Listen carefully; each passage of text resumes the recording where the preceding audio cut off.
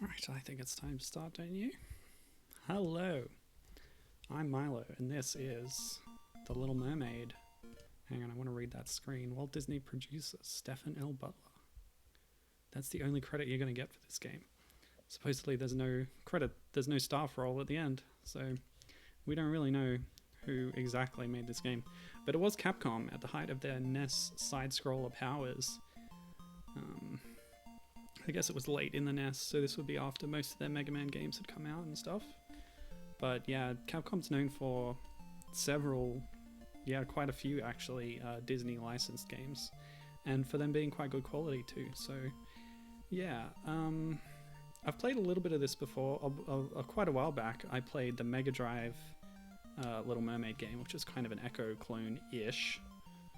And I briefly played a bunch of other Little Mermaid games, but this time, today, I want to give a lot more close attention to some of the ones that I briefly played through. So I'm going to play through the whole thing for NES and the Game Boy sort of port, as well as the Game Boy Advance version that came later, if I have time. So, let's see where this game fits in the timeline. By the way, this is, I think, my favorite outfit for Ariel in the movie, where she's sort of casual with a bow in her hair. Anyway, yeah, it's not like the big flashy dress, but it's a nice one. Right. Ariel, Princess of the Sea, fell in love with Eric at first sight. She asked Ursula to make her human so she could meet him. So, skipping through a lot of the plot here. He fell in love with her too and planned to marry her. Indeed, indeed. So this is the night of day 2. Then one day, okay, so like the next day? Because isn't the next day when Scuttle comes in and says, "Oh, I heard you're getting married," and then they have to rush to stop the wedding before dusk? Okay, anyway. One day, Sebastian Flounder and Scuttle came to see Ariel in a big hurry. They explained that Ursula had cast a spell over the fish of the sea, so they would have to do what she wanted. If she wasn't stopped, she would probably take over the whole sea. Okay. They're kind of making this out to be an interquel where suddenly Ursula has like a side plan going on that Ariel has to stop. Does that make any sense? Ariel decided to go to Ursula's castle to try and release the fish from Ursula's spell. She explained to Eric that she was a mermaid and a princess of the sea. Hang on a second. She still doesn't have a voice at this stage. How is she doing this? I saw a comment on one Little Mermaid video or another saying that she really just should have learned sign language and she would have been able to communicate. But yeah, she can't write. That's established. Not in the Disney version, but in the Toei anime version, I think, is the one I was just watching. I actually didn't get to finish it. I'm 7 minutes from the end, so I don't know if the tragic ending is retained, but anyway. She explained to Eric somehow that she was a mermaid and a princess of the sea. Okay, so there's a big revelation that is supposed to happen on the wedding barge, but anyway. She must try to save her friends. Eric said, okay. No, he actually tried to convince her not to go, but she turned back into a mermaid, somehow. In the original story, the bargain at the very end is that if she kills the prince, she's able to turn back into a mermaid and go back home, because at that point she was marrying someone else. But anyway, I'll get into all that later. How the Disney version changes the story. She dove into the sea and began to swim towards Ursula's castle. Stage 1, Sea of Coral. So that is the setup. Like, you got to do some work to make an action game fit into the plot, I suppose. But they're just kind of ignoring a lot of stuff about how the actual story happens, which is fine. Like, it's okay. If the goal is just to make a good game out of it, then I don't really mind how much hand waving you have to do to get Ariel back in the sea. Anyway, let's cover some chat because Tonya and Gibbon, both good friends, are here. Tonya's saying that she loves the story for this game. It's so different from the movie. Alternate universe, perhaps? A timeline skip happens at this point. Yeah, part of the anime movie is like several months later. She's just been living with I think they call him Prince Justin in that version. Anyway, this is when the universe split. Tonya's saying, yeah, probably take over the whole sea, probably. And yes, Ursula has a castle. It's not really presented as a castle in the film, is it? In the anime, it's definitely a castle. Tonya pointing out this could just be a sequel with Ursula's ghost returning. But no, they specifically pointed out that this is happening before they got married. Yeah. In the sequel, she does become a mermaid again through... Well, I haven't seen it yet, so I'm not sure exactly how, but... yeah. With Triton's powers, I think she's able to... Oh, what's that do? I don't know. Okay, that's upgraded my basic shot. Alright, so yeah, this is how the game works. We saw things like this last week, actually. The ability to sort of shoot bubbles, and then the bubbles encase your enemies, and then you can carry them around and throw them. These mechanics were all used in Seafoam Depths and Mermaid Manor, 2 games which I was very impressed with during my itch showcase of Mermaid games. And if you haven't seen that, go check it out. But otherwise, just those are 2 particular ones that I would recommend that you look up from that stream: Seafoam Depths and Mermaid Manor. Mermaid Manor being a single screen bubble style action game, and Seafoam Depths being a sort of more adventure type game involving mechanics reminiscent of the Mermaid Tale from Zelda Oracle of Ages. But yeah, let's cover what I'm playing right now. Oh, my sprite is too big to fit in this gap. Okay, I want that chest though. The chests, from what I've read, contain pickups that improve your abilities. In this case, we saw that my shot went from a little sparkly thing to a more substantial bubble that I think travels further. Oh, I could use the fish probably. Yeah. Ah, got hit. Oh well. What? Did I miss it? Was it too low?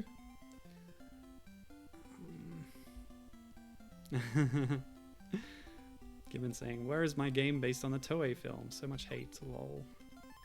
Okay, what's that done? I think it's extended the range in my bubble. So it's important to pick up those things as you go through the stages so that you get better at stuff. So yeah, this is the Capcom version. I gave a lot more attention in my previous stream, which was ages ago, by the way, to the Sega version. But yeah, today it's all about the NES here with Capcom's side-scroller action style. Now, as I said before, they did a lot of Disney games. They did the Darkwing Duck game in particular is one I want to bring up because it's a very close kind of clone of Mega Man. In its style, whereas this one isn't. Clearly, because they're emphasizing the whole undersea mermaid aspect, you're able to move freely on the 2D plane. Yeah, that goes much further. That's great. Starfish can only be paused, apparently. Whoa. Accidental button press? Yeah, I've got fast forward set up, but I shouldn't have to use it too much.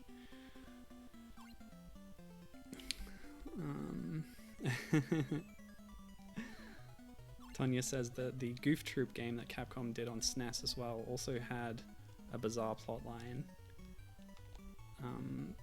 She's saying she thinks that Capcom just winged it often. Tonya and Nova were talking about that last night, actually, according to this comment. During one of our gay nerd calls. Bit late. I was able to sort of bat the bubble upwards diagonally, but I can't do it downwards diagonally, apparently. But this is pretty simple. Oh, should have waited a bit. The Darkwing Duck game, since Tonya was playing DuckTales.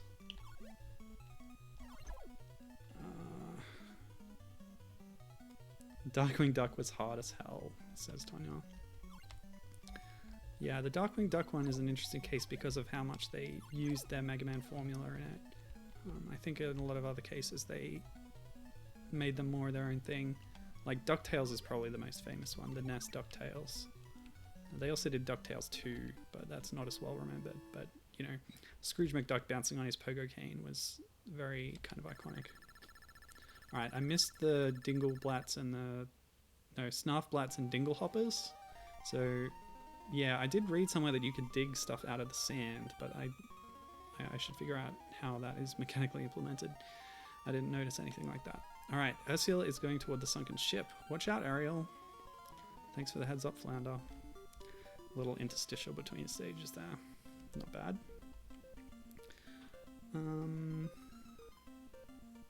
And Nova said that Darkwing Duck is pretty easy, but then he learned that Tonya had never played Mega Man, and that would explain it.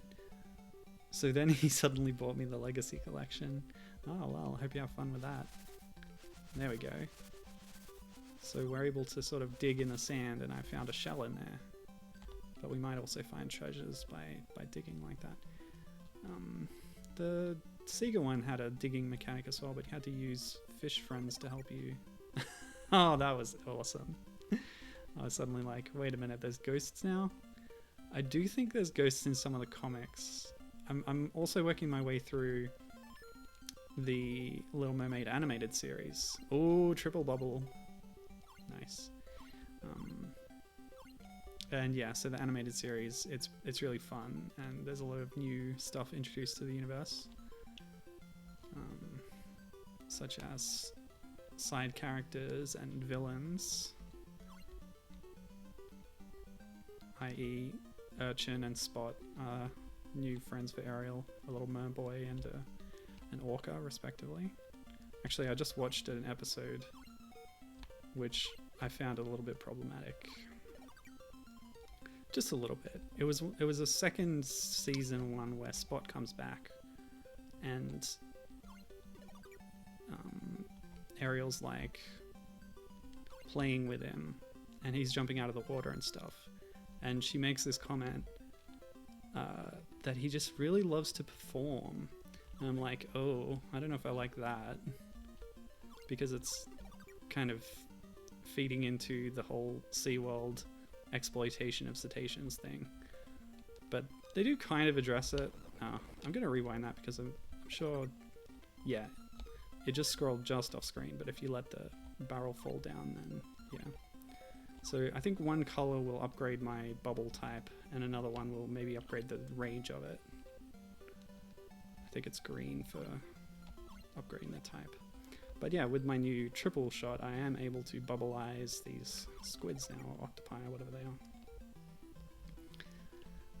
But yeah, the episode goes on to have Spot kidnapped by a human sort of circus dude and kind of be exploited and abused and stuff. And they have to rescue him from that. So it ends up being a kind of critique of SeaWorld type use of animals for human entertainment. But it starts with this thing where Spot is entertaining all the merfolk and doing it willingly.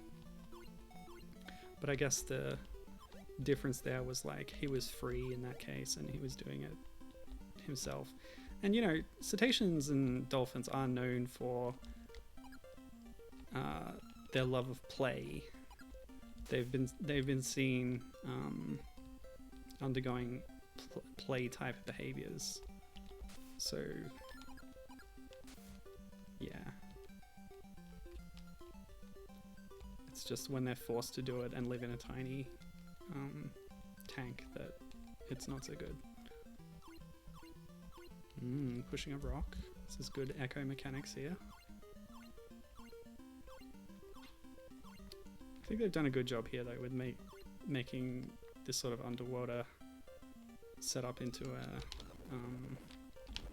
a linear action game, as opposed to the way the Sega games did it, more exploratory in the way of Echo. But yeah, I don't know about that rock. It just despawns when it gets here. Maybe I could dig something up. Oh, I can squeeze through that gap. Oops. There we go. Lovely. I better not lose that last heart, actually. But there's 2 ways I can go. Nope, that's nothing. Guess it's a way for urchins to leave the screen. There's a lot of chat, so let me cover it. Oh, yeah, look at that. Shows me the... Yeah, okay, so green for range, purple for power. And I have the max now, apparently, which is that sort of undulating bubble. So Gibbon is asking if The Little Mermaid is public domain, and I'm pretty sure it is, the story, because it's been adapted so many times by different companies. I'll talk about that later. I did a bit of research about the many different sort of televised and film adaptations. But he's asking, why don't people use it in games more often? I think a lot of people use it as inspiration, if not straight adaptation, to tell their own mermaid stories that are different. Peter Pan is also public domain, says Tonya, but Disney acts like a jerk about it, from what they heard. Yeah, justifying animals performing is always eh. Yes, I agree. Back in the 90s, people turned their ways away from it. Yeah, we're probably seeing that in that episode, which was 92. No, it'll be 95 maybe. The animated series was several years after the movie. By the way, this game, 1991, it's 2 years after the release of the film in 89. So it took them a while to get the game out on the shelves. But maybe it took that long for the home release as well. I don't know. Could be coinciding with that. Yeah, Tonya says they could see how they would be more comfortable around merfolk since they are their peers and friends. Well, Spot is treated like a pet. He's not able to talk except in a comic where he explains to Ariel what Christmas is. Although we don't see his speech, we sort of have notes coming out of his face, and then she understands what he's saying. It's a bit strange. This is the Marvel comic series, which is based on the animated series. Tonya has a take on the Mega Drive Aladdin. Thinks it's overrated and hasn't aged well. Same with The Lion King. Yeah, I haven't touched those myself. I've played SNES Lion King on the computer. Ironically, it was like the version that everyone thinks of as a SNES version, but there was a PC port as well, which I played on a friend's computer back in the day. Tonya's playing a lot of games during lockdown. Next up is Paper Mario. Don't know which one. After Nuts and Bolts. Hello, new person here. E.T. is me. Says they've scrolled to the very bottom of Twitch. Well, I should play so that you're not just watching a pause screen then. Oops. Oh no, that's devastating. I can't lose that much progress. I'm gonna emulate myself a little bit of breathing room here. Yep. Yeah, but that's really funny. The fact that the ghosts are just fish wearing sheets. I was talking about the comics in the series. I want to try digging more sand spots actually. Yeah, a lot of the comics that were created came around around the same time or after the animated series, so they incorporate a lot of elements from that, such as the villains. Like I mentioned, you got the Lobster Mobster and Evil Manta and even the Cyclops. So here we have Flotsam and Jetsam, Ursula's pet eels, who she ends up zapping them in the climax of the film by accident. But yeah, this is set in an in-between time that is a little unclear, so they are still present. And it looks like I can only bubbleize these little crustaceans when they're standing up and moving.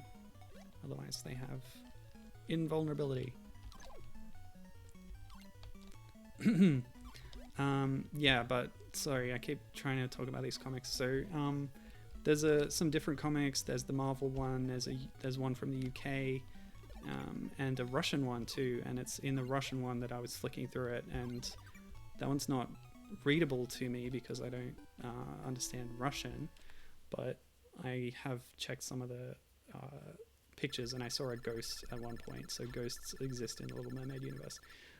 I will go through them more thoroughly and try and pick up what I can from them later, but for the moment I've been reading a lot of the English language comics. And of course we saw living skeletons in the Mega Drive version inside the sunken ship. That fiendish Ursula, sorry, racist Jamaican accent. That fiendish Ursula froze the sea. Be careful, the ice is very slippery. That slipped into something else, didn't it? I don't know what I was doing, but here we are in the sea of ice. So this will bring back this jumping mechanic. Didn't really mention it before, but we can jump out of the water briefly and hop around, much like Echo the Dolphin.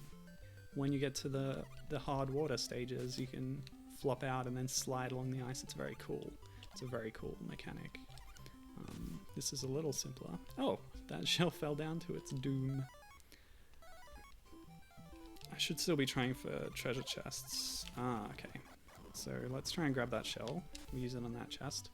I only need one more range upgrade and then I don't have to worry about them anymore. Oops. Guess I'll throw it up at an angle. Oh.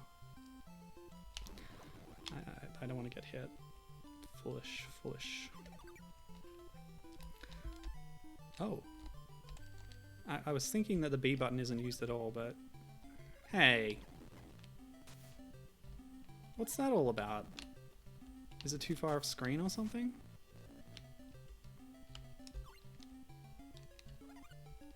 Is it just an empty chest? A trick chest? Let's try this. Oh, come on. I got nothing out of it.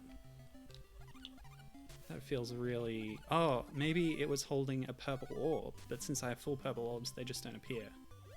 It's a very cute seahorse, by the way. Yeah, but bubble-ized enemies can't open chests. You need a projectile of some other kind, like those shells. Okay, well, hang on. If that chest is a bunk, then I'll bring that shell I had over to this chest. I want to be fully powered up, ready. Yeah, luckily these shells are reusable. There we go. Oh no, that's a purple orb. So my hypothesis was incorrect, because I already have full purple orbs, but there's one right there. And my power is the same. Oh man, I don't know. That's annoying. Oh well. Let's keep going.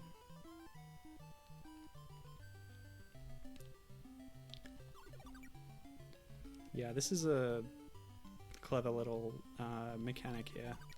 Grabbing items, throwing them, and also using that same system to grab enemies that are in bubbles. Oh! So you can break shells and then there's things inside them. I believe that was a dingle hopper. Humans use them to straighten out their hair, you know. Interesting. Oh well, there'll be more chests, it's fine. I don't have to try every single one. Nice. Nothing again? Are you serious? Okay. Well, that's cool. I feel like I should have read the manual to this game. If there's a scan of it somewhere. This is a very Mega Man setup. You go across there and then you fall down. There we go, green orbs. So now I'm fully powered up. Great. Feels good. Let's check out this range. Boom. Oh, look how far those bubbles go. So the seahorse has a different attack pattern. It'll rise up and then charge you.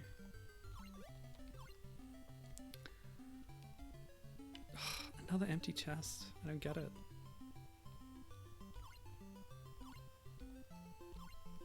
Ah, you can juggle a shell by hitting it with a bubble. Cute. Okay, let's go. Oh, it's stuck. Oh well. Ah! Very rude. This game is easy, but I still don't want to lose any health if I can avoid it, because I don't want to lose progress, because I have 3 games that I'm planning to play today. Yeah. I saw that listed as a criticism for this game, is that it's a bit easy, but I don't mind that too much. At the time, maybe if you were hardcore Capcom aficionado and you paid full price for this, you might have been upset by an easy game, but I don't mind.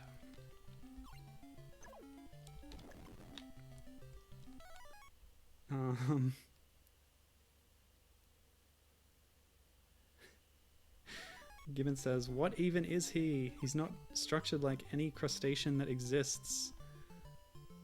Whoa. Hang on, what are you talking about? The lobster mobster? Sebastian? Sorry, I'm not sure what you mean by that. We've seen a few crustaceans in this game.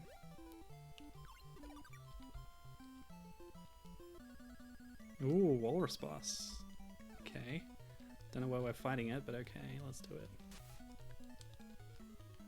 Mammals are often good guys. Oh, there we go. So that ice actually hurts you. Didn't actually notice that. Haha, take that. Oh, it's leaving. Okay. Hang on. Am I right about walruses that only the males have the big tusks? I'm not sure. Oh no. Yeah. Oh well. I do know I get a health refill at the end of the stage, so I think that hit is fine. Yeah. Get owned. So I don't know what these amphorae are. I only bring up that word because I read it recently while reading descriptions of other mermaid games. Some of them involved amphorae. Sebastian. What is Sebastian? Yes, Gibbon I would trust as a crustacean expert. But he's confused about what exactly kind of crab crustacean... what exactly kind of crab Sebastian is. Yeah, I just assumed that would be some kind of crab that looks like that, but maybe not. He certainly got like a cartoony face and like big lip mouth, which is not realistic, but you can overlook that as an accession of the cartoon. There's something strange going on around the sea volcanoes. Be careful, something bad may be waiting for you. I can't do a Flounder voice. Undersea volcano.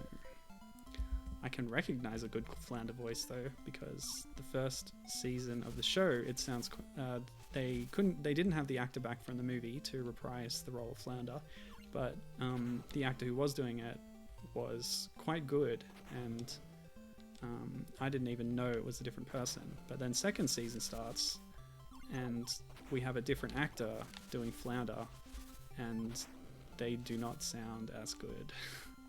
It's very noticeable, the change in season 2.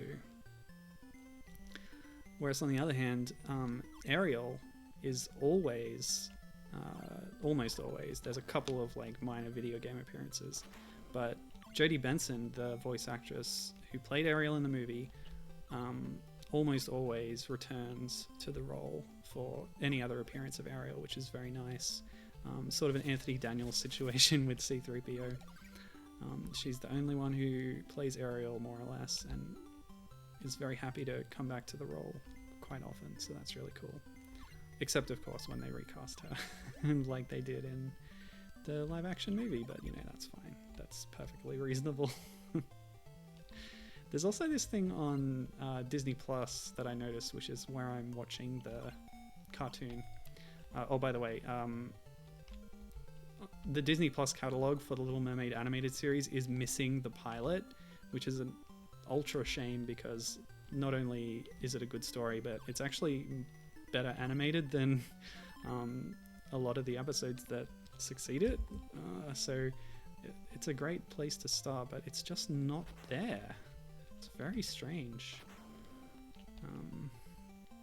That's the episode that introduces Spot, actually, and then Spot comes back later, and you're expected to know who he is. So it's baffling that it's not included on there. So ridiculous. Okay, so this crab has taken on a human helmet to protect itself. That's interesting. Oh, that's right. I don't actually need chests. Let's keep moving.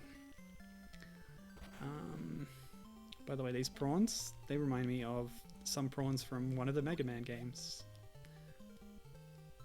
This is kind of how prawns swim, right? Backwards? You know what? I'm not confident on that. But that's certainly how they move in Mega Man as well. And have guns on their tails or something. Yeah, it's pretty silly.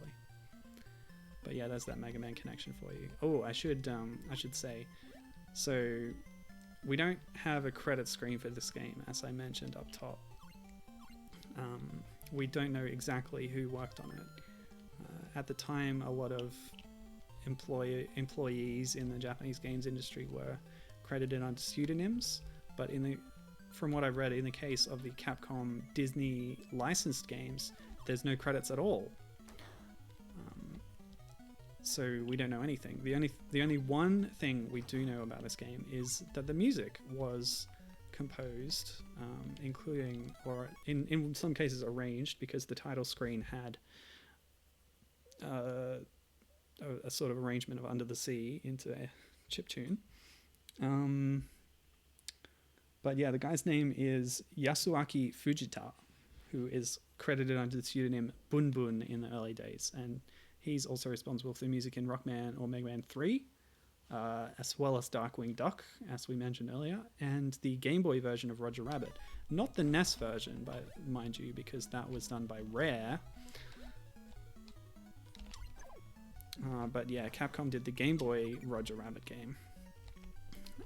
Oh, okay. So Fujita worked for Capcom for a while before leaving them and doing other stuff.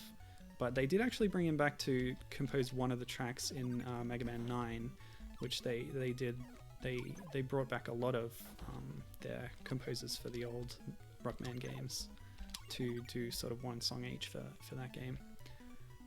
It was 9 and not 10, right? I don't remember, but yeah.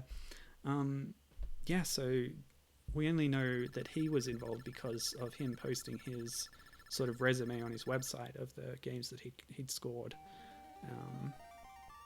Man, Ursula's castle is like a magical maze. Sometimes you will walk through a door and into a room. And when you walk back out the same door, you will be in a different place. Oh man, my accent is so bad. Okay, here we are at Ursula's castle. Yeah, stage 5 already. I told you this was a short game. Let's stay on the screen for a minute, because I do need to cover some chat. Okay, so given with his expert crustacean knowledge, his best guess is that Sebastian is a member of the Chirostyloidea superfamily, which aren't really lobsters or crabs, but they don't have a common name. They're often called squat lobsters, and yes, prawns swim backwards. I'm so glad you're here with that knowledge. Thanks for that. Yeah, I don't know what this fish does, but it's not going to get me right now. Yes. Oh yeah, that's one thing I wanted to bring up from the movie and the show. A lot of sea creatures are just treated as... Well, okay, here's one other thing. Some sea creatures are animals and some are people. Some can talk and are equals to mer folk, and some are animals to be treated as such. Pets or whatever. Or vicious predators like the sharks, kind of treated like the carnivorous dinosaurs in Dinotopia. Maybe I have to go through this door. Yes. Everything's done with the A button, and I keep forgetting that you can actually hold B to swim a little faster. But I feel like it's a kind of gentle paced game that doesn't require fast swimming. And I'm kind of taking it slowly, so that's fine. But yeah, A button is most of your actions here. The tail whip, the throw. Oh, these take more than one shell. Oh, that's good. Full health refill. I should try destroying more shells, although I don't exactly know how I've been doing it. Oh, there were two fish overlapping? Yeah, you can just make out they're a pixel off, separated from each other. There we go. Okay, so that is not the correct entrance. As Sebastian said, some entrances will just take you back where you were. Oh. Okay. But what if I go back through the same door I just came out of? First I'll try and break this. A dingle hopper. Or a snuff flat, sorry. Yeah. All good. Oh, I'm back here. Okay, so what if we go back in this one? Because I sort of ignored all these doors on my first go through here, didn't I? Maybe there's another one further on. Yeah, so that's one thing that's odd. Okay, this one's eyes are flashing, so that might be indicating... No, okay. Oh. Now I'm here and trapped. There's something going on here. Oh, was that it? You go in the flashing eye one? I think that might be it. Okay, don't hit the rock because that'll block. Yes, extra life. Lovely. Yeah, okay, so what I wanted to say about the way animals are kind of inconsistently treated is that in The Little Mermaid, all quote-unquote sea creatures don't have to worry about breathing at all, ever. So the fish are fine, they have gills, they can breathe under the sea. Mermaids, how do they breathe? Not sure. Maybe magic, so maybe just let that one slide. But yeah, a lot of other stuff that's there, crabs, the dolphins and whales, they all have to surface to breathe air. Sorry, Gibbon, crustacean expert, that's right, isn't it? Crabs don't, they're not able to breathe under the water. I'm pretty sure octopi and squid, octopodes and squids can process oxygen from the water. And of course here, a seahorse is a kind of fish. Just an odd looking kind of fish. Yeah, but I especially noticed this in the Toei Little Mermaid anime, which of course is not directly connected to the Disney one, but it's just a similar kind of issue. She has a little friend in that, a little young dolphin named Fritz, and her name is Marina in this adaptation. Marina. So yeah, they're talking to Fritz about going up to the surface, and somebody asks him, oh, you're young, you've never even been to the surface, have you? I'm like, hold on a second. How is this kid able to breathe if he's never been to the surface? How does he survive in this deep undersea place? I'm thinking like Echo, you have those caves where you can find a pocket of air and recharge from that, but I don't know if that's sustainable over a long period. Cetaceans have to surface so that they can breathe and continue to survive, you know. Okay, so only the head is vulnerable. Guess that's just NES limitations. The whole thing is up there, but the only sort of active sprite. Well, her arms are moving as well, but yeah, they sort of have colored it in strangely. Yeah, but the head is the weak point here. Oh. Okay.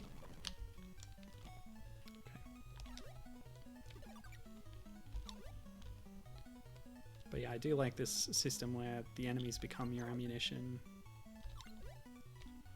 It's really cool. It's of course been used in a lot of games, but... Oh. Ah. Oh. But now that's stuck. Oh, I can grab it still. I can actually pass through that rock. It's sort of a background layer, I guess. That makes sense. What? No. That was an accidental fast forward. Something's off with my controller, I don't know.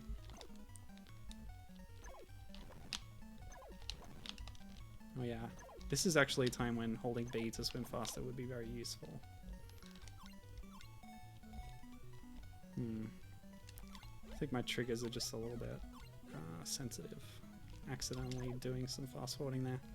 Alright, that's it. Ursula is defeated?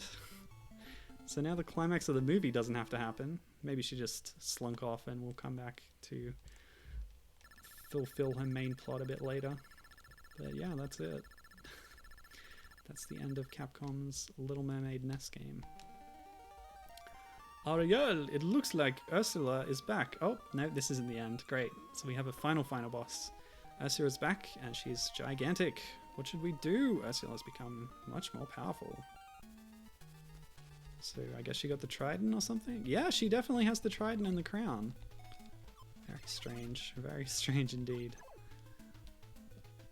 And an even bigger sprite. Okay, let's avoid getting hit if we can. See, there's a current as signified by the bubbles, and the weeds actually change direction, which is a nice little background detail there to tell you that I'm being pushed to the left. Ah, I missed the head.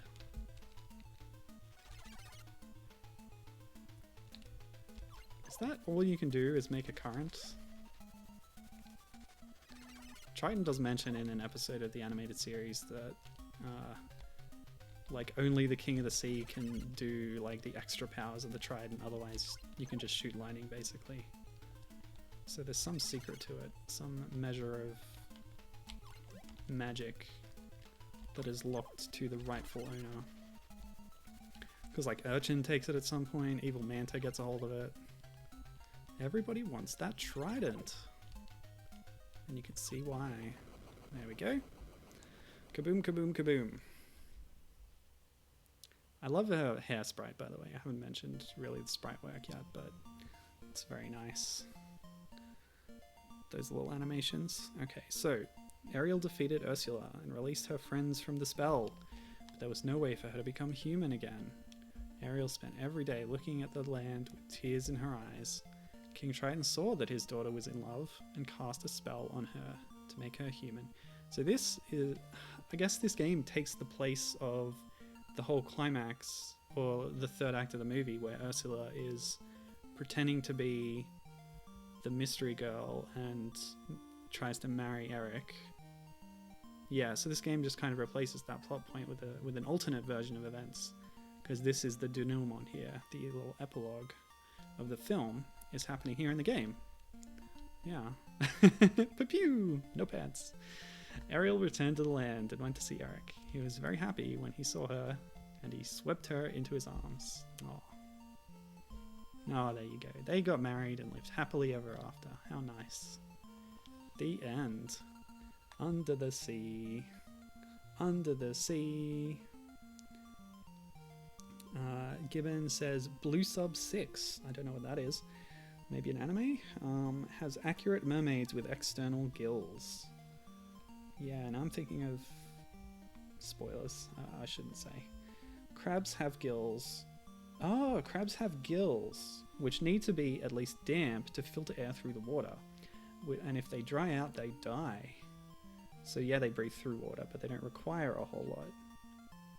Huh, that's really good to know. Thanks for that. So that's why crabs live near the water, but yeah, they sort of go between them. Anyway, theory: those clamshells are holding in Ariel's gills. The ones over her memories, you mean? Yes.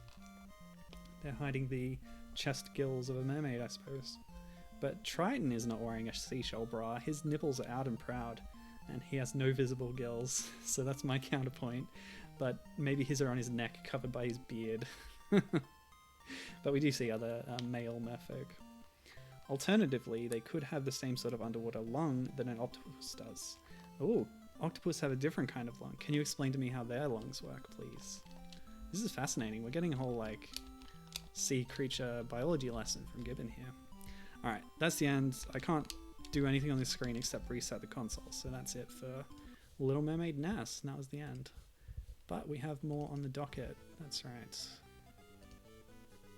Oh, that sounds odd. Alright, let's get that up. Game Boy version. Okay, here we go. So here's another Capcom 1992. Huh. I had 91 written here. Maybe the GB one was a bit later or something. Anyway. Yeah. Seaweed is always greener. Yeah, so I had a different person listed for sound on this, but I think they're probably, given how faithful it is, they're adapting Fujita's compositions to the platform. So yeah, not much else to say. Let's just get into the Game Boy version.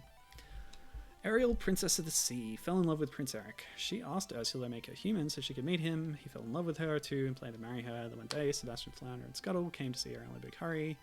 Ursula cast a spell over the fish sea, so I don't have to do what she wanted. If she wanted to stop, she'd probably take over the whole scene. Ariel decided to go to Ursula's castle, release the fish for Ursula's spell. She explained blah blah blah blah blah. Save her friends. She turned back into a mermaid somehow, dove into the sea, and began the adventure. So there you go. I think we'll probably find that this is quite similar, but I'm interested to check it out and see if there are any differences and what can be found there. So first thing we need to do though is, what? Ah, there's my button. I had to find my right button to change the Super Game Boy palette that we're applying to the proceedings. So we've got the basic monochrome, the pea soup green, the slightly more grey sort of Game Boy Pocket style, kind of softer monochrome. Red on blue seems particularly apt for this undersea game, but we'll see what else we've got. Kind of grey blue. The bright green, that does not work at all. Okay, green seas. The sea of green. So where's the sea of holes? All orange. Don't like that. Or salmon, pink. This is a little drab. Bright green on pink. Blue on yellow. Okay. Well, okay. I think it's clear that this one is probably best. We can maybe try different ones on different stages to see if things change. Oh yeah, almost identical status screen. Okay, goodbye shell. Oh, I can actually mash digging a little faster in this version. That's interesting. And the chests are smaller, but we've lost our shell. Oh. Oh, okay. I don't know if I tried that before, but if an enemy's paused and then you hit them again, it bubbleizes them while I'm at power level 1.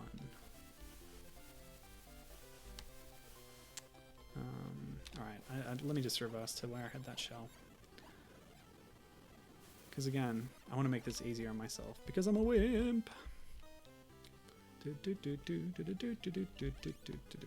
Great. Not sure what color that was. It was power. So now we're shooting out little bubbles. Lovely. I don't know, I think the fish look meaner in this version. But yes, it's a very similar setup.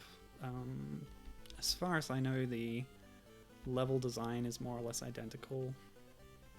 I guess this room is a little shorter than it was. Okay, so the range orbs do look different. Oh. I think the music resets when I go into the pause screen. That's interesting. Yes, okay. But yeah, that whole conversation, some of the sea creatures depicted in the shows and stuff shouldn't be able to live indefinitely under the sea. They should need to surface every now and then. I know that for a fact that's true about the mammals, which they generally don't address, but to be honest, my deep knowledge of how other kinds of creatures breathe is maybe not complete, so it's possible that I am overstating the problem. But anyway. Oop. It's okay. So Gibbon is saying, so about octopuses, they still have gills. Oh, there's the shark down. Excellent. So the gills in an octopus are internal, and they have sort of a lung, for lack of a better term, that they use to pump water through a siphon across their gills and out the exit hole. That's really interesting, isn't it? It's very strange. Quite different to the way fish do it. Yeah, cool stuff. Alright, Ursula's going to the sunken ship. It appears the text is identical in this version as well. Oh, I love that beat. Listen to that bop. Yes. And we have these fake ghosts again. Naughty fish. You can't fool me. Yeah, characters just wearing sheets. It's fun. Donkey Kong 64. You had Kremling critters wearing sheets and pretending to be ghosts. They were very unconvincing. There we go. Power up to 2. The triple bubble. The double dribble. The sonic triple trouble. Ooh, a dinglehopper. No, a snarfblat. I keep getting it wrong. I just watched the film recently. I'm rewatching a lot of Mermaid stuff and watching for the first time. And this stream all ties into that. I'm just getting into it, you know. About halfway through the animated series, I Yeah, let's talk about some of the other adaptations of The Little Mermaid by Hans Christian Andersen. So yeah, the Disney one is clearly the most well-known, but there were lots of adaptations beforehand, so I think it's been in the public domain for quite a while. The story itself was written by Andersen, who is a Danish author of fairy tales as well as other stuff. And he wrote it in 1837, actually.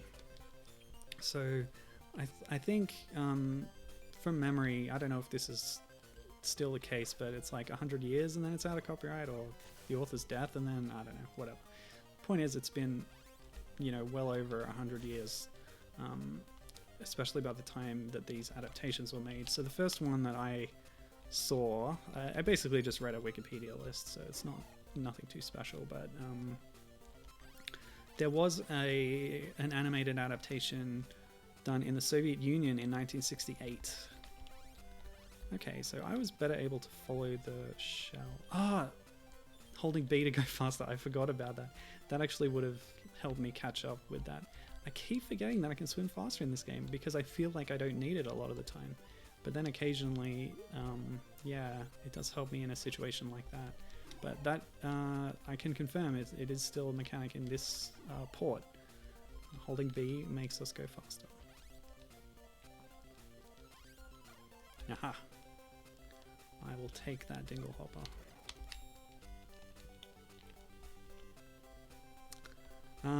Yeah, so I watched it last night. It's really well animated, very stylized, this Soviet cartoon, and it's not long either. It's about half an hour long, and even then it's got a sort of 5-minute framing story set in Copenhagen. What is the dealio? That's right, they have to be moving. So I've managed to pause it in midair there, but not trap it.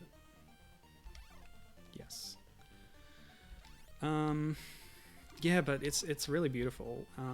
It's more close to the original story than the Disney version is, this Soviet one from 1968.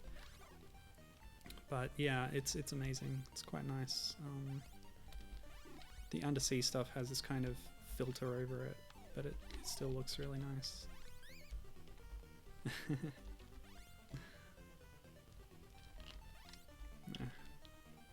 Ah!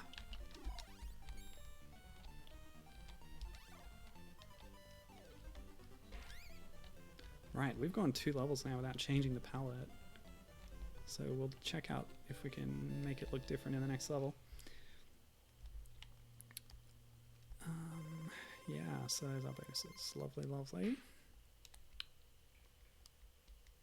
I think I'm still missing an upgrade. That fiendish Ursula froze the sea.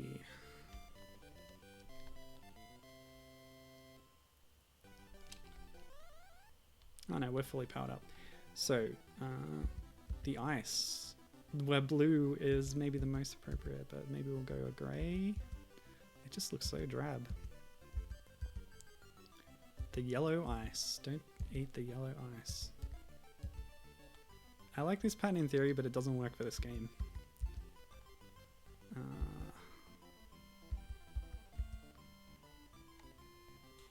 Okay, it's sunset in the Arctic. No, it's not even the Arctic, because Ursula froze the sea, so it's just wherever we are. Which is unspecific. I think one adaptation says that the princess that Eric is going to marry, or that the prince is going to marry at some point, is from Finland. And of course, Andersen is from Denmark. But yeah, it's unclear where the story is meant to be set. Eric's kingdom, or the prince's kingdom, seems quite small, especially in the Disney version, so I always thought he was in some kind of European city-state. It's clearly set in the past. Let me see. If we were to date the Disney version, Mozart makes a cameo appearance in the animated series. And I think Andersen himself might even show up in a later episode and be like, oh, I saw a mermaid, that inspires me to write the story. So it's, I guess, then set contemporaneously or just before the writing of the story itself. Yeah. Okay, walrus time.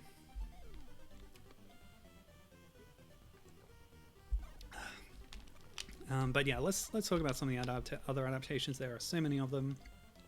Oh no. Okay, cool.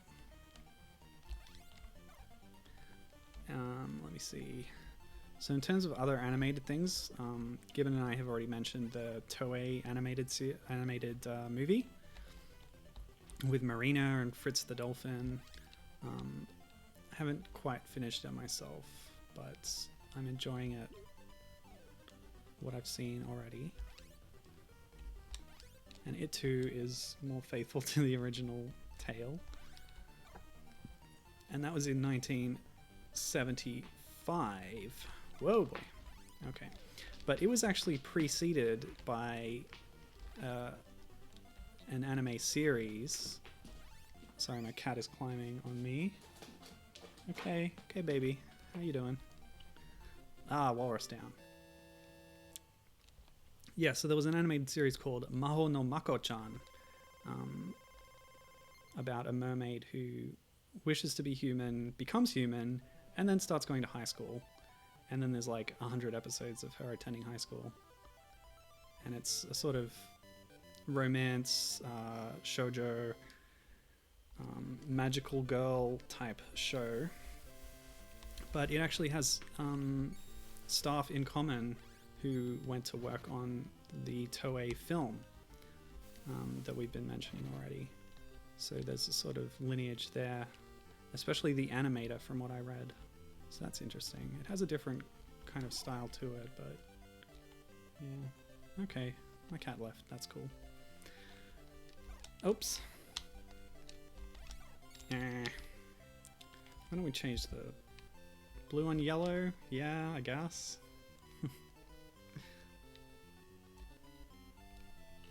I better go for the 1-up just in case. Coolio. This is ugly. I don't like this.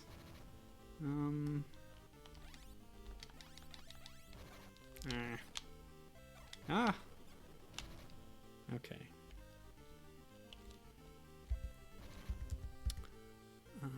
Green or pink? Nah, don't know. Everything looks terrible. Oh, let's just go back to this one. It was fine, wasn't it? How about this one? Oh, I like that. Oh, a secret. Nice. If you're ever hurting for orbs, hit that up. Yeah, I like the helmet crab in this version better.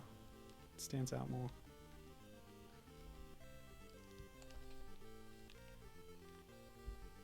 Ah. It's okay, whatever. Ah! Hey, what are you doing there? Get off there. No, you can't be up here. I'm sorry. Ooh, sorry.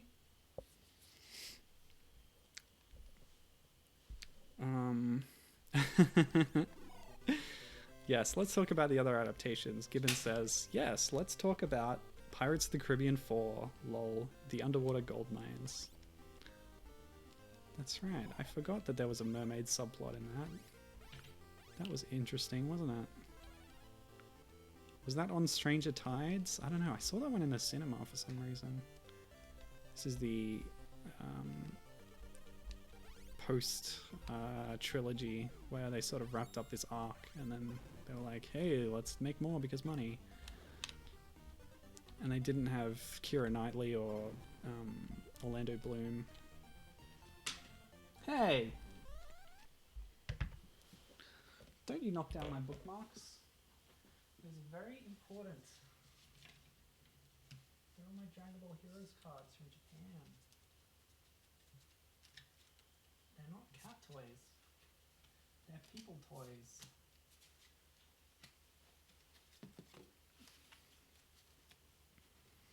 If you chewed on my Gine card, I will have your head.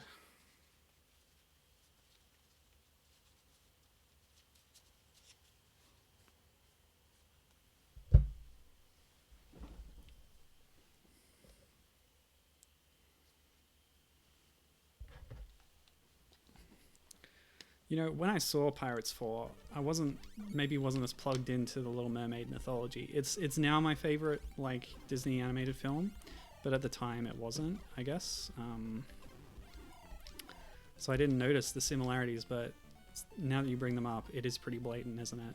Gibbon's saying they even call the male love interest for the mermaid Eric, and the mermaid is Sirena. He says it's just blatantly them. Oh, Disney, he says. Stop flashing. Boom. Oh, sorry, Philip, not Eric, he says. But yeah, wrong prince. Yes, Prince Philip is something different from real life. Yeah, but I understand what you mean. I remember the whole thing where like she had different ideas than all her sisters and stuff. And so now that I think of it, yes, they were reusing a lot of stuff, weren't they? And yes, it is Disney. That's interesting. Maybe I'll revisit that one now that I'm thinking about it. I think, yeah, that one's in the game, isn't it? Because Blackbeard's in the game. The Lego game, Lego Pirates of the Caribbean, which I played. I don't remember how the mermaid worked mechanically in that game. But yeah, Ursula's Castle. Here we are again. Yes, so anyway, I just talked about Maho no Mako-chan, the 1970 animated series. Ooh, yes, very good. Oh, what? The little fish disappeared. I guess the Game Boy can't handle that many sprites at once. And the mouths aren't quite so wide on these cave entrances. Ah, now see, because I've come out here, I have to do that. Oh, but then I can just move it. That wasn't trapping it at all. Hey, how come I can't go up? What's the deal? Is that, like, wood thing actually stopping me from going up? It looks like a background element, but I can't go any higher than this. Oh, it's the water surface! I was interpreting the pixel art improperly. Oh, that's annoying. Hey! Oh my gosh, that kitten is just nuts. Get down off there. What are you doing?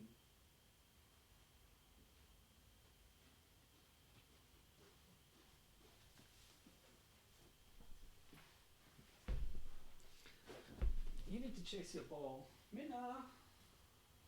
Minna, you got energy? You feeling restless? Where'd you go?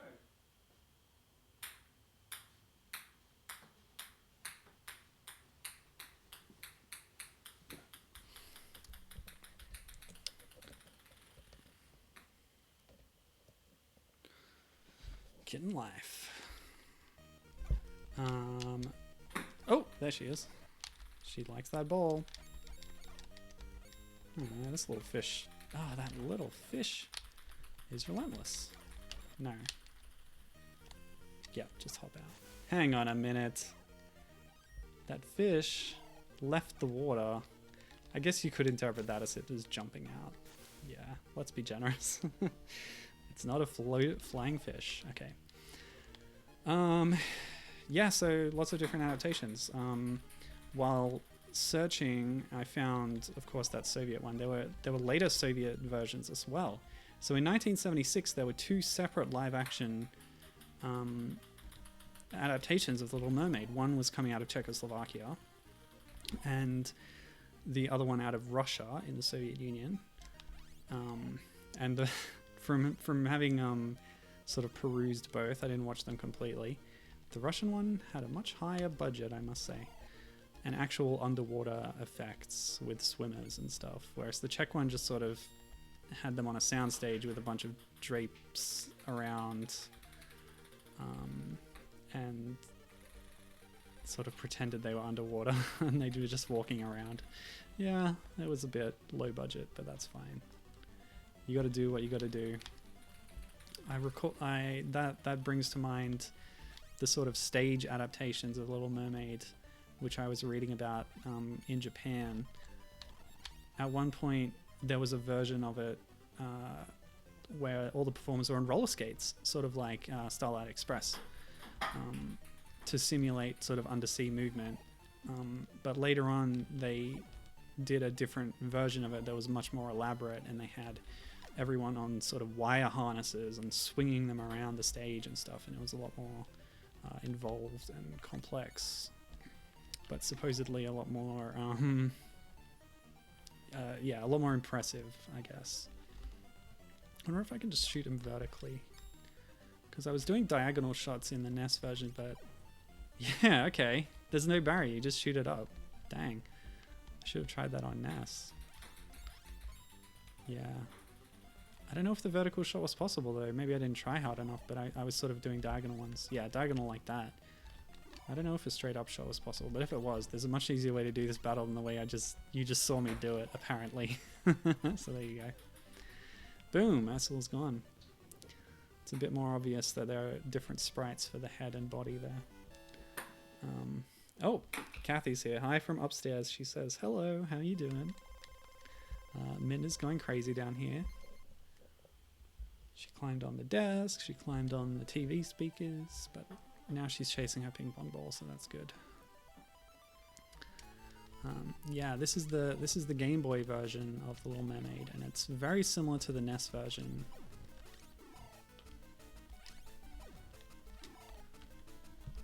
I don't know if this straight upward shot was in the NES version, but it's making this boss battle quite a bit easier. And we're not getting the little bubble currents, but we are getting the weeds down the bottom, giving us an indication. That's nice. Yeah, let me see. So what I found interesting about these different adaptations was the hair color of the mermaid characters, and especially the titular princess, the eponymous mermaid. Because Marina in the Toei anime film is blonde. I don't know if it really says it in the Hans Christian Andersen version, but in the Russian live-action one, she has green teal sort of hair, and in the Czech one, they have like a grey hair that's all bound up in a big, tall headdress kind of thing, which was pretty interesting. But then she became a redhead when she turned human. And the Russian one lost her green hair when she became human as well. But yeah, there's so many other ones. In 1991, there was a Japanese-French co-production between Fuji TV and Saban Paris to do an animated series called The Little Mermaid. You know, pretty much blatantly just to cash in on the popularity of the Disney one. But at that time, Disney made their own version, and I think kind of beat it in the ratings. Yes, just notice how the legs are a different sprite here. That's a different color. Wonder if we can... Hang on, I gotta see this. What does this look like? Okay, red mermaid, red tail changes to green legs. Yeah, that's good. That's very good. Yeah, there's so many adaptations. There's another Disney live action thing that's like darker and edgier where Ariel shows up recently. But there's also a 2014 Korean live action series that interprets it into modern day where the prince is actually a TV chef. Yeah, there's a lot. Just go through the Wikipedia list, that'll give you a good start, but there's a lot more than that too. Actually, since we're talking about that, I should mention Daring to Dream, the Little Mermaid Disney fan site. Very excellent resource for all sorts of ancillary media and materials. But actually not much information on the games, so much that when I was doing a bit of research, I thought there was actually a version of the Little Mermaid 2 game for 64 and Dreamcast made by Traveller's Tales, but actually I was just fooled by a fake box art that someone had made online. So don't panic. Anyway, that's it for the Game Boy game, and man, I've only been going an hour and 10 minutes, so that's how short these games are and how quick they are if you're cheating with your emulator. But that just gives me more reason to play another version. So here's one that I've done before. Again, on that mega stream I did, I played all sorts of versions of Little Mermaid games. But today I'm pretty sure I'll be able to clock the whole thing, judging by length of long plays online. This is, in fact, we've got the box art on the right side of the screen the whole time. You can really tell the difference between the way they shade the new art and the way the retro art is done. But anyway, here it is.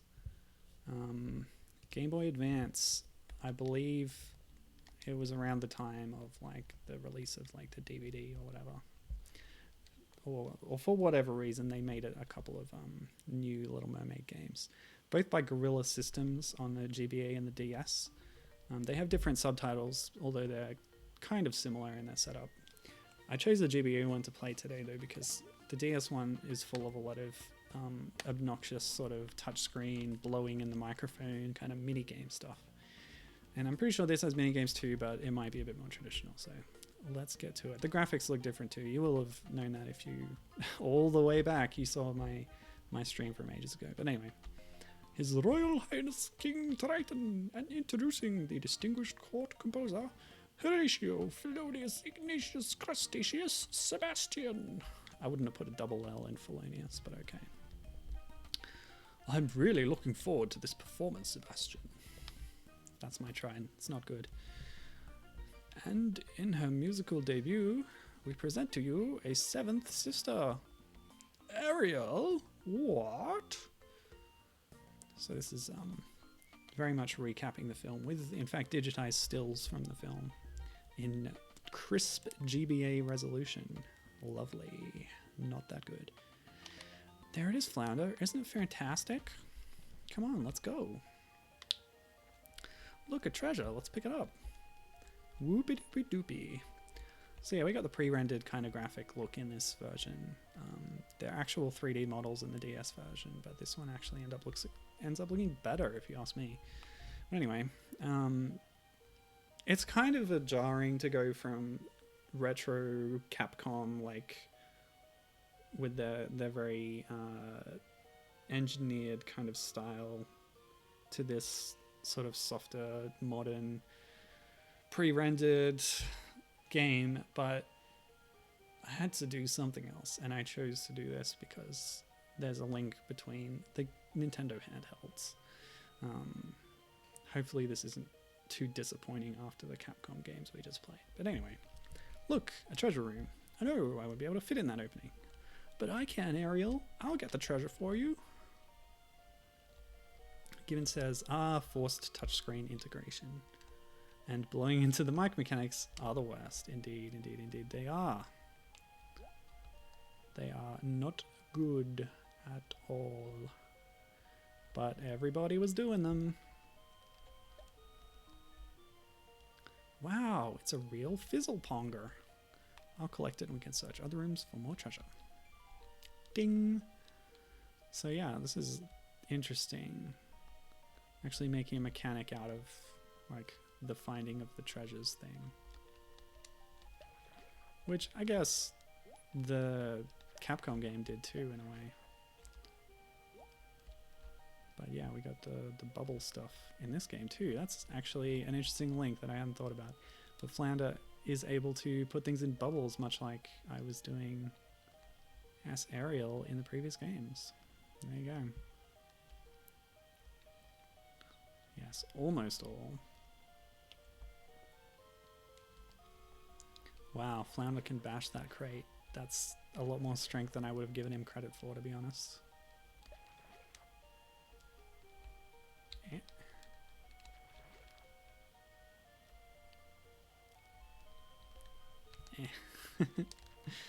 Cool. Pushing things around. This reminds me of Echo the Dolphin on Master System. But anyway, that's all the treasure on this deck. But the bag's full. Oh, the bag is emptying itself. Okay. I wonder what percentage of the game is this. We'll see.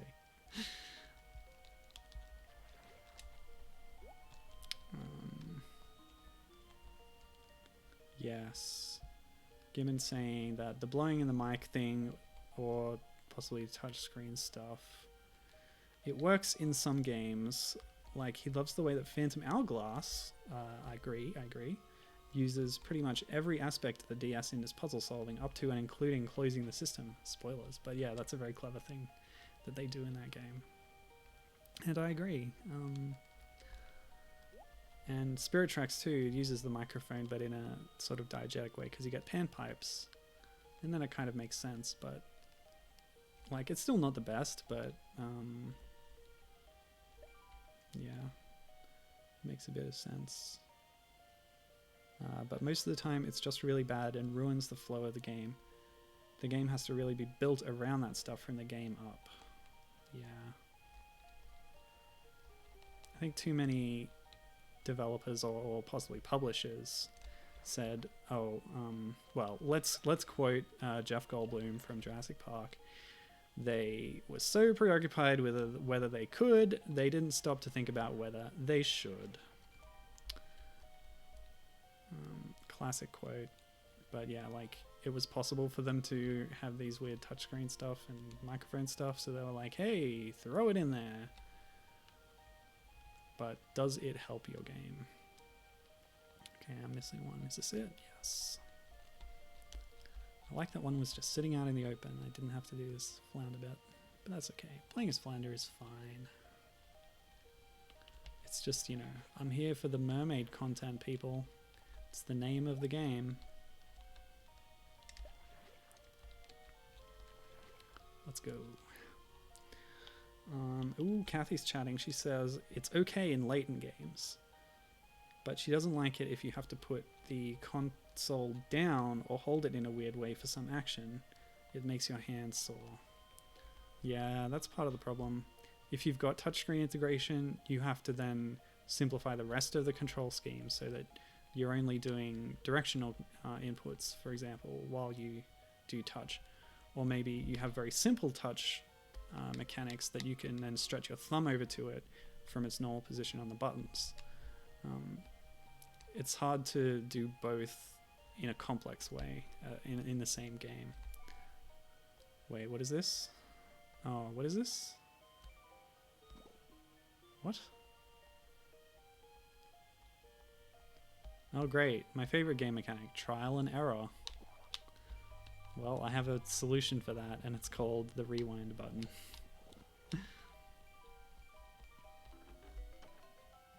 Ooh. I don't know, but Scuttle will. No doubt about it. This is a genuine whizzle whopper. Go ahead, look for yourself. Wait, no, he already had that in the movie. And he was looking as she approached. But anyway. Oh no, there's a storm on the horizon. A man has fallen overboard. A man that we haven't watched partying up to this point. Gotta save that sailor. Oh, this is a mini game, I guess. What? Oh, okay. Yep. Good info. Thanks for that. Watch out for the barrel. Oh yeah, do a barrel roll to avoid the barrel. Or is it an aileron roll? I don't have ailerons. Ooh, I got a magic book. What? If I save a sinking treasure, I will earn more time. That doesn't make any sense at all, but okay. Yeah, I think I remember seeing a lot of the same stuff in the DS version, but it sort of is done with more traditional controls here, which is nice. Oh, I thought it was a treasure, but it was just a piece of stick. Broken wood. Ooh, sextant, very important. Oh, what's this? I'm not sure what that was. Okay. Whoa. You need quick reactions if you're dashing through this bit. Oh, they're throwing nets now? I guess the nets are just falling out of the boat. Oh. So an oar is not just a random piece of... Oops. Okay. Yeah. Also, why is all this wood stuff and just sinking? Because, you know, wood kind of floats a lot of the time. Yeah, whatever, I don't care. I'm not going to run out of time or health, ever. I'm invincible. Okay, my health is still bad, so probably should have been more careful. And now there's pufferfish. Great. Why are you getting in my way? You should be helping me. I am the princess of the ocean. Healths. Yes, good.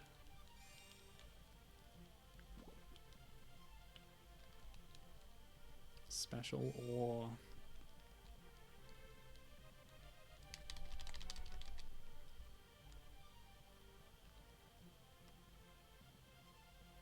But yeah, Kathy's right. Like, Layton is completely built around the touchscreen, and that's what it is. It's almost exclusively sort of touchscreen controlled, I guess. So it really works well in those ones. Hello. Ah, whoa. Oh, threaded the needle there. Hold on a second. I need the time in this one. This is getting harder. I like it. Alright. Hope he's okay. I need to get him to the beach. Oh no. Quick time events.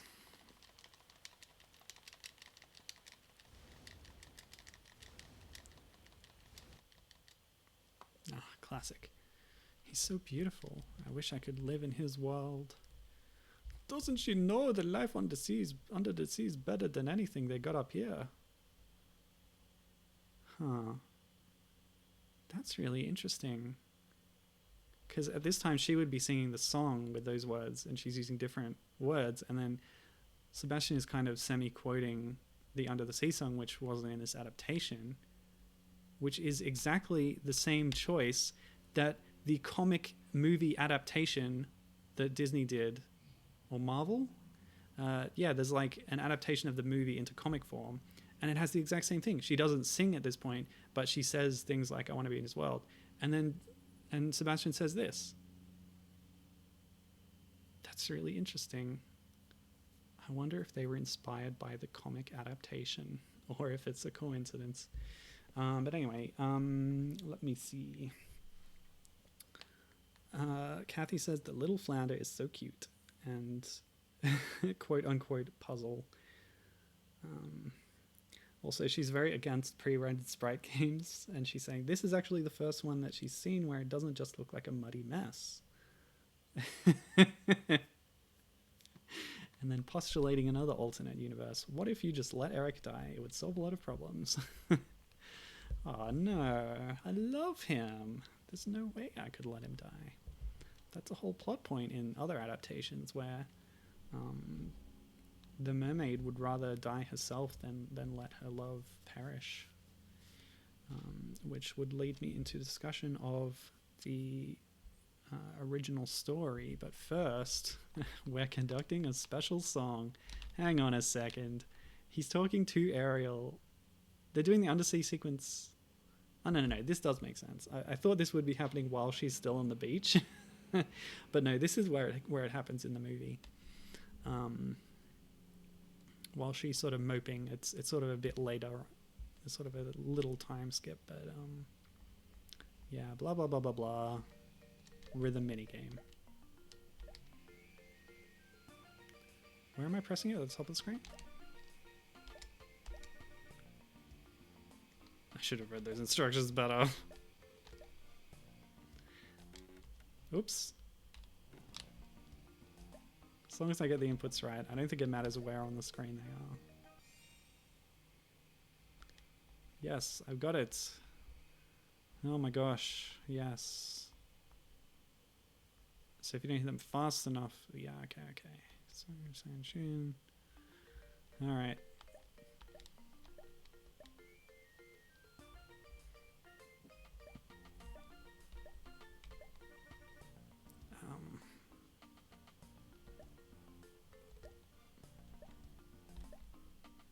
Yeah, it doesn't seem to matter where on the screen they are when you do the input. So this isn't actually a rhythm thing. It's just press the buttons that you see. It's masquerading as a rhythm game. Okay. And this time, conduct a little faster, okay.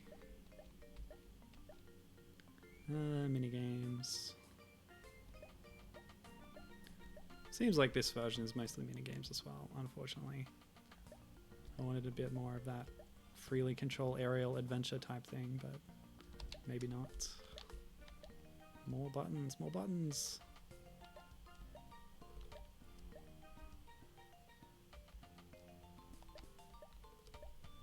What? Oh, right. The last B disappeared, but it's because that final right input finished my meter, so it just cleared itself. Oh, this chat, but I can't read it because I'm too busy making music. Kathy says, hot take. You can't love someone you just met who is passed out. Well, the animated series established that they actually sort of met earlier. Not really. She sort of sees him. It's an episode where a boot falls down and everyone under the sea thinks it's a powerful weapon. And she goes up to find out the truth about boots, which she calls thingamajigs. And Eric drops the boot into the sea while going to free a dolphin that is captured in a net and thrashing around. And she pops up and sees him do this, but from behind, and she never sees his face, and like that's how they get around. They ride around like the fact that they've never met, is that she kind of sees this guy and admires what he does, but she doesn't, I guess, recognize that it's the same guy that she meets later. Anyway, yeah, this is all stuff from the movie. But yes, you're correct. I guess maybe you still be nice to them and try and save them. Yeah. And Kathy says that the music minigame there was a bit like a typing tutor. Yeah, you're not wrong, actually. If this is the only way to get through to you, so be it. Smash. Sad. Poor child, don't be scared. We're going to help you. Ooh, here we go. Following the eels is now gameplay. You must swim through water rings for some reason. Yeah. Cool. This is still technically a minigame, much like the Ascend to the Surface one before, but since there's like direct action control, I prefer it to other kinds of minigames.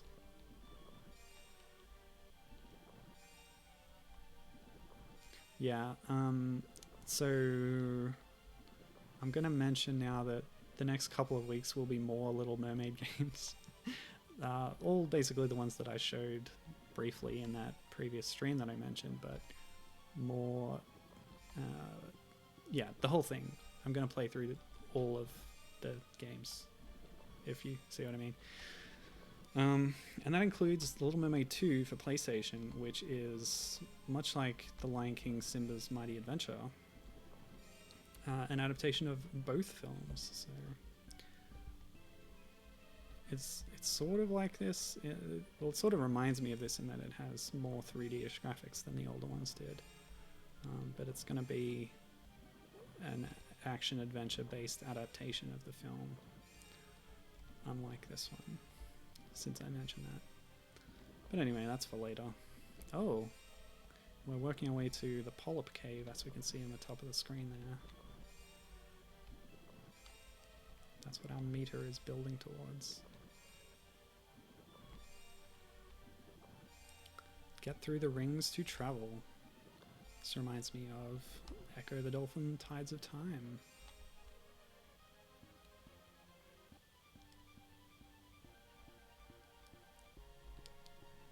The sea cave, just like we saw in the NES game. Yeah, but anyway, I mentioned before we wanted to talk about the original story and how that goes down. The Disney version is a loose adaptation and changes a lot of details, which is fine. And they make a good story out of it with a much happier ending. But yeah, there's all this strange stuff in the original where mermaids don't have emotions in the same way as humans, and they don't even have souls, in fact. And that's one of the things that Ariel gains by becoming human. Oh no, there's some machinery outside, lawnmower or something. Yeah, one of the things that Ariel gains by becoming human is an immortal soul. Of course, in exchange, mermaids live to 300 years old in the story, and that's one of the things that she gives up when changing species.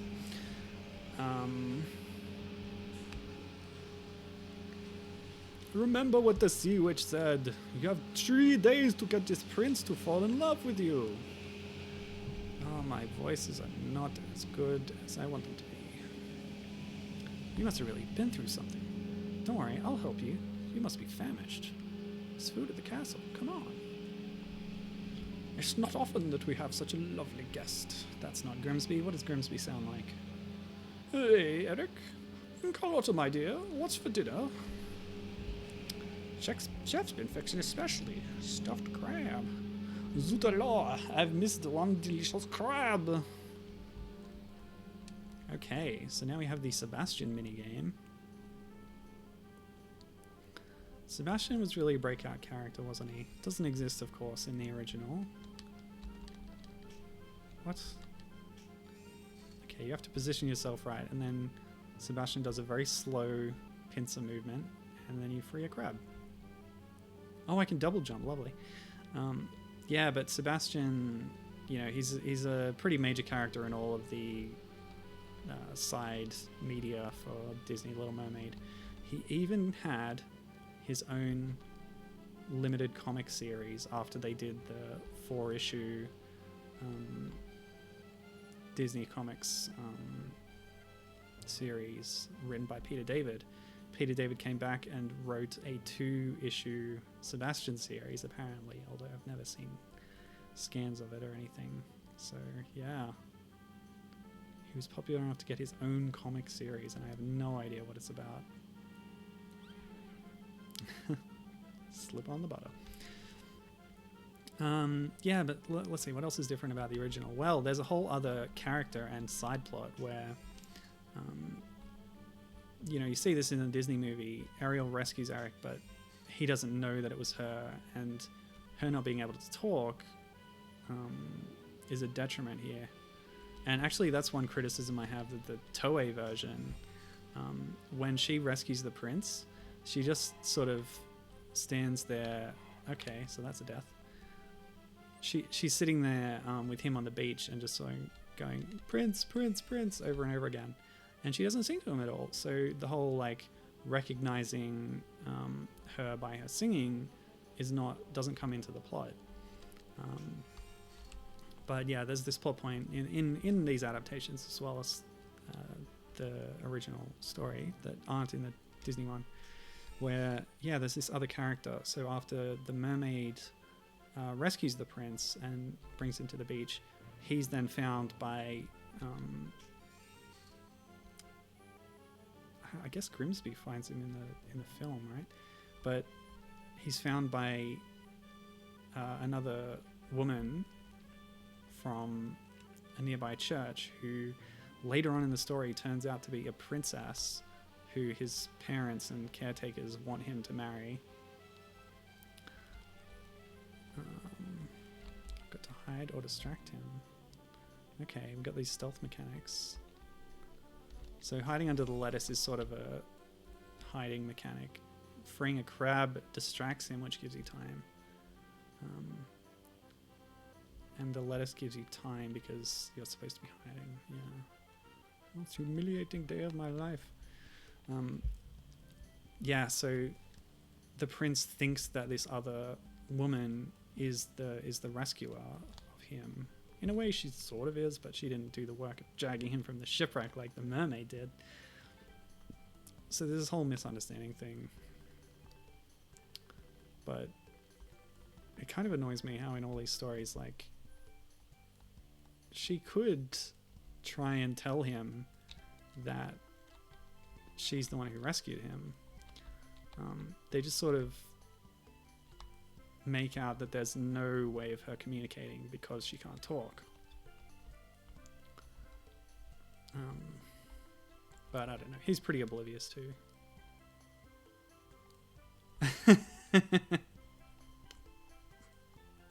Kathy says, Sebastian is the Olaf of The Little Mermaid. That is so true. He's like the comic relief mascot character who... well, let's see. I think Olaf is more unnecessary than Sebastian. But yeah, I do see what you mean, definitely. But then, yeah, getting his own spin-off and stuff, because Olaf had like a TV special or something, I don't know. At least Olaf doesn't have like a racial caricature voice. Hang on. Diana, Rachel. He didn't guess, what was it, Myrtle or something? His first guess? And she goes, ugh. In the film. Oh, that's another thing. The animals. Can the animals talk? I was talking before about how some animals are treated as pets or savages and they can't talk. Other animals can talk. This is a scene where it implies that Eric is able to understand some of the speech of animals. It's understandable that a mermaid could understand, animal talk because they live with them and stuff. Less understandable how a mermaid is actually able to understand human talk, but whatever, it's fine. Don't worry about it. Who am I controlling here? I guess Scuttle holding a lantern. Anyway, in the Toei anime film, there's a cat who is sort of mean and doesn't like the mermaid. And I thought that the cat tries to sabotage their relationship and even bump off the mermaid. Here we go, as Flotsam and Jetsam are doing here. But then there's a scene where the cat goes to the king and queen and just talks to them, and the like minister advisor character, and they just have a conversation. It's like, wait a minute, the humans are talking to the cat freely. Like, it's very strange and interesting. Oh yes, of course, as Kathy points out, Olaf has a DS game. I think one of the best-selling DS games of all time. In fact, it was a late DS game. It might have been on a 3DS as well. But yeah, he had his own spin-off game. I have no idea what it's about. I think it's a platformer. It's like Olaf's Frozen Adventure? Or is that the name of the short? I don't know. Who cares? Yeah, so here we go. Here's the climax of the film. Vanessa's going to marry the prince, but no, we're controlling some animals who will stop her. Okay. Quick time event to smash the shell. Why are we zapping the shell? Who's doing this? Okay, 4 more to go, but we need to distract her again by mashing buttons. Yeah, Pelican. Okay.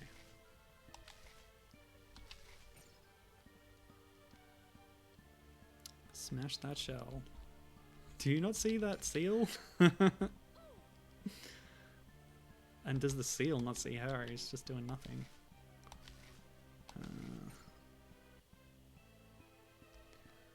Okay, let me see. So there's a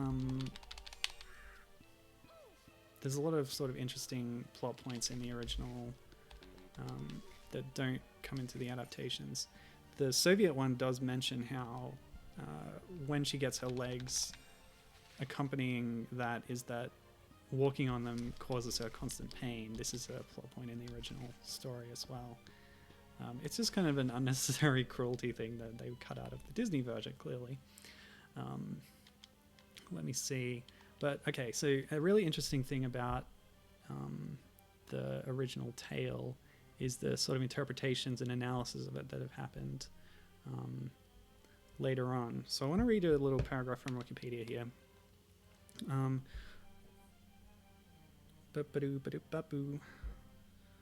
So Richter Norton theorizes that The Little Mermaid was written as a love letter by Hans Christian Andersen to Edvard Collin. So there's this implication that there are sort of homosexual undertones. And Anderson wrote a letter to this guy saying that his My sentiments for you are those of a woman. The femininity of my nature and our friendship must remain a mystery.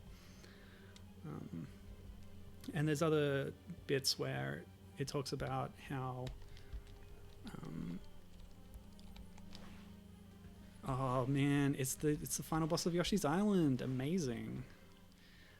Yeah, it talks about how the mermaid character, when she is in the period of living with the prince and doing stuff with him, she, in order to ride around the kingdom with him on a horse and do the little tour, she actually dresses in boys' clothing to pass off as a page, and possibly because women didn't have the same freedom to ride horses or something. I'm not sure about that, but yeah, there's this interesting aspect to the story of it ties into the transformation theme of mermaids becoming human, but yeah, this sort of transgression or subversion of traditional gender roles, which might be part of the reason why the story is the basis for an association of mermaids with transgenderism, as we brought up last week. So yeah, that's really interesting, and having it sort of be inspired by Anderson's own personal life but put through this filter of allegory is a compelling theory. But yeah, it's certainly very interesting the way the story deals with sort of the mermaid character's longing to change her body to allow her to do different things in different parts of the world. Okay.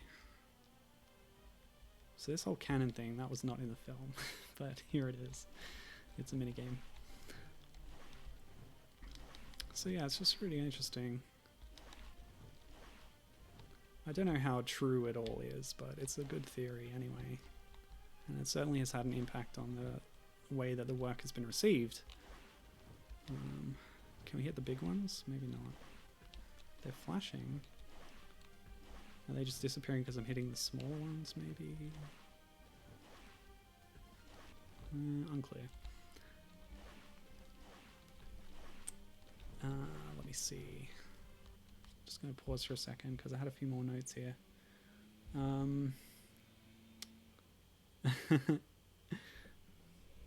Given saying, ooh, a gay love letter, is it? Yeah, certainly. Check out the Wikipedia article for The Little Mermaid, the Hans Christian Andersen story. Yeah, it definitely makes that point. Kathy's point is she probably didn't know how to ride. Easier to learn normal saddle than side saddle, and then wearing trousers facilitates that. Yeah, that's fair. Totally. I will point out that... Oh, sorry about the noise. Oh, that's really loud. Ah. Yeah, in the Disney film, she's wearing a dress and riding side saddle on the horse, so they kind of sidestep that whole thing. But when she first arrives at the castle in the Toei anime film, they say, oh, we don't have any gowns for you. So initially she's dressed in some of the prince's old clothes, so she's dressed as a boy when she arrives there. But then there's pretty quickly after that a time skip, several months, and then they've managed to get a dress somehow, and she's wearing dresses for the rest of the film. Yeah, in terms of riding side saddle,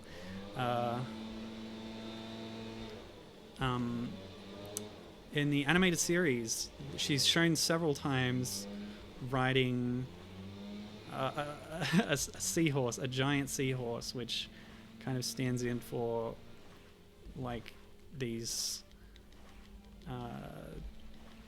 girls riding horses kind of thing, where I guess it's one of the things maybe they were doing with the animated series to appeal to young girls who like horses, of course. And they're like, oh, okay, so now Ariel has a horse too. It's a seahorse though. And it's really weird because it doesn't have any flippers and it has a really muscular body and it looks very strange. But yeah, I think I do have to be hitting the big tentacles here. I think that's... Oh no, maybe not. Whatever. There we go. Take that, sea witch. You naughty thing. The human did it. I was wrong about him. Kathy also says, I guess it plays into the trope of women going after men by disguising themselves as men or boys. Yes, that is a very common trope, isn't it? Yes. It's hard for her to play that off from first impressions, though, when she shows up on the beach naked. And Kathy also says, it actually happened too, even in the First and Second World Wars. Winky emoji. Yes, indeed.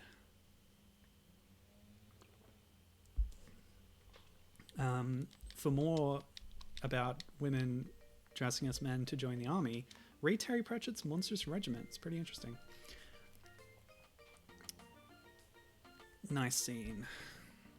Shiny dress. Which kind of comes back when with Elsa getting a new magic dress when she does a transformation thing in Frozen and Frozen 2. That's what I was reminded of last time I watched this, and Triton magically turned Ariel human and gave her a fancy dress. But yeah, we've saved the game, and we've saved Eric. So that's Little Mermaid Magic in Two Kingdoms. A pretty...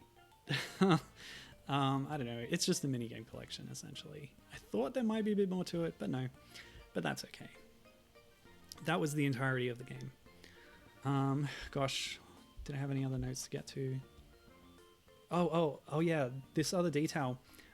When the mermaid in the story turns human, the deal is like if the prince marries someone else, then you will die that night, and they specifically say that you turn to sea foam when you die, and that phrase triggered a memory in me because the Echo the Dolphin manual says that when you bash into one of the other sea creatures that are your antagonists in the game, and they sort of burst into a puff of bubbles, the manual says that is them turning into sea foam. So there's this strange connection that I never knew before.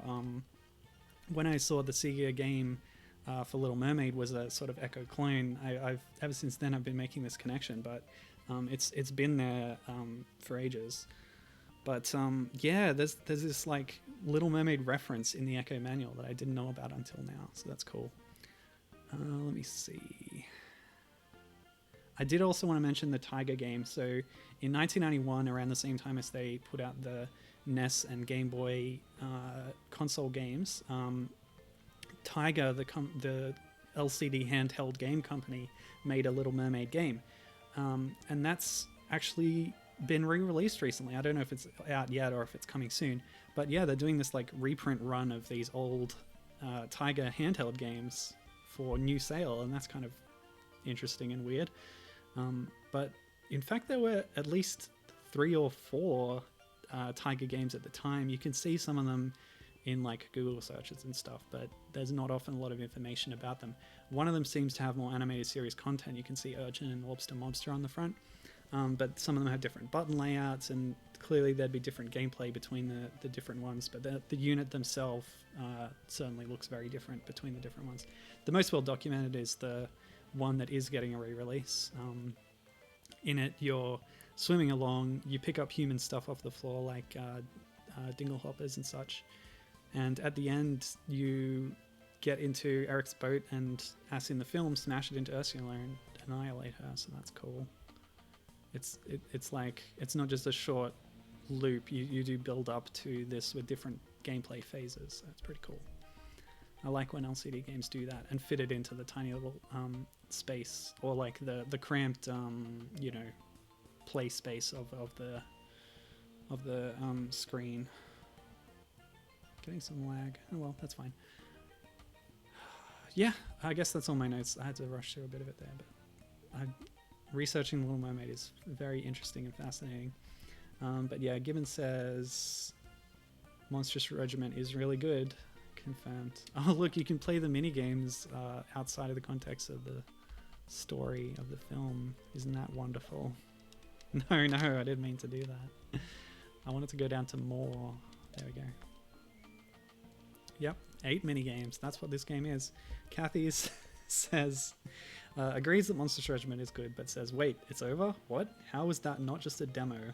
I would be so angry as a kid if I'd paid $60 for that. Yeah, I mentioned before that maybe the NES game might not have enough content to completely satisfy you at a full price purchase, but this one certainly, yeah, is one that your grandparents get for your young kid, and then the kid gets bored of it pretty quickly, I think. So yes, it's maybe not the most substantial game out there, is it? Too bad. The sequel, actually, the one on PlayStation, much better value because it adapts 2 whole movies and has actual gameplay. But we'll get to that not next week, but the week after, because next week I'm going to be replaying the Sega game and giving actual attention to the Master System version. And maybe I'll give Triton a bit more of a go as well. But that's for next week. That's it for this week. Thank you very much for joining me. This was pretty fun, and I got to talk a lot about The Little Mermaid. Hopefully by next week I'll have watched more of the adaptations, so we can do a little compare and contrast.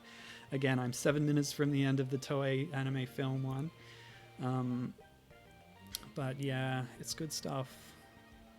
Check out Daring to Dream, the Little Mermaid fan site, and watch the anime series and comics if you're interested in more Ariel material. But yeah, until then, that's it. So I'll see you later, and hope you have a good one. Bye bye. Thanks for joining me. It was very kind of you to put your eyeballs on this stream. Bye.